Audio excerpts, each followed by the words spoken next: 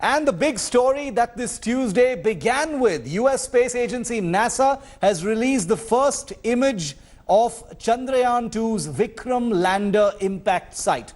The NASA in its tweet this morning released the images of lander Vikram's crash site and debris of ISRO's lunar lander. The images were clicked by the NASA's Lunar Reconnaissance Orbiter camera and, in fact, were originally spotted by Chennai-based software professional Shanmuga Subramanian, 750 meters northwest of the main landing site.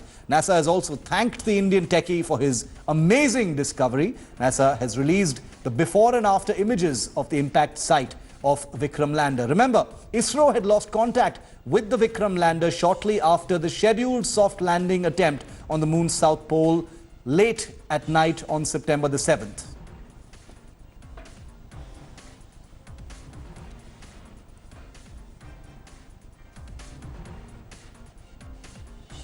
Well, we're now joined from Chennai by the man of the moment, India's new space star, Shanmuga Subramanian, who is a software professional and only does this after work hours. Really the man of the moment. Shanmuga, thank you very much for speaking to us.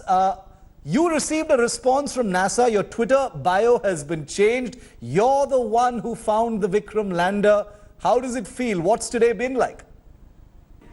Yeah, I do feel elated, and it gives me a sense of satisfaction that I was able to find Vikram lander at the last, though NASA was not able to find on the recent flyby images.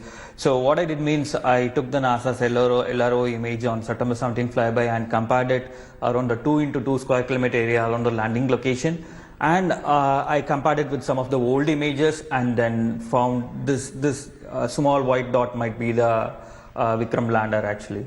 And what's most beautiful about this is we all saw your tweet, Shanmuga. NASA actually sent you a lovely congratulatory email. They've credited you fully. What kind of responses have you received since then? I'm sure your phone hasn't stopped ringing.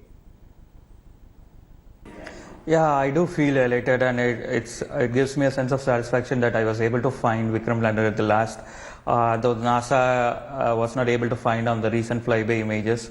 So what I did means I took the NASA's LRO image on September 17 flyby and compared it around the 2 into 2 square kilometer area around the landing location, and I compared it with some of the old images and then found this small white dot might be the Vikram lander actually. How long did it take for you to locate the lander? Because the surface is huge. We don't know how many of these pictures were actually released. Some of those images may not have been actually clear enough, and we know you actually do this as a hobby after work. So how long did it take? Yeah, it took me a lot of time to initially to get a grip on it, something like 2 to 3 days to find what is the lander locations and where I could search for those images.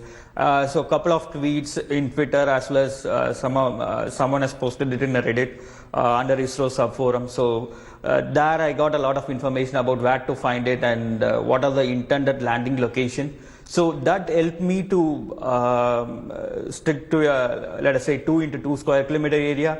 Otherwise, I think it would have been difficult for me because the image whatever NASA has published on September 17 was so large that is we could not do it by every pixel scan.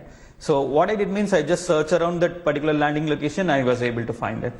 You know, Shanmuga, the thing about a story like yours is that there are people sitting thousands of kilometers away from you and crediting you with, you know, a question that all of India has been asking since September the 7th. Where is the Vikram lander? Will we ever sight it again?